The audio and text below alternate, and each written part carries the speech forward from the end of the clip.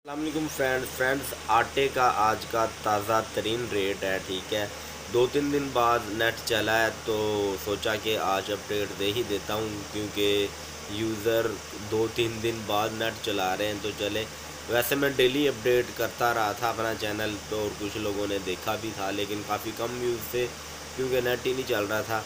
तो फ्रेंड्स, आज का जो 10 केजी का आटा है, 10 केजी का आटा फ्रेंड्स मैंने लिया है 1330 रुपये का मैंने लिया है। 1330 को अगर तकसीम करें 10 से, तो फ्रेंड्स 133 रुपये किलो आटा हमें पड़ रहा है और 140 रुपये किलो हम सेल कर रहे हैं। तो फ्रेंड्स, आटा बहुत ही महंगा हो गया है खाने। गरीब बंदा तो मेरा ख्याल करता है कि आटा खा ही नहीं सकता। और चावलों की अपडेट भी देनी थी आप लोगों को। चावल भी महंगे हो गए।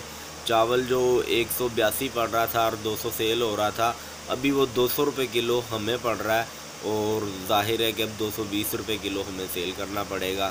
तो बाकी फ्रेंड्स, अब तक की यही अपडेट है, और भी ऐसी अपडेट्स के लिए हमारे चैनल को सब्सक्राइब कर लें।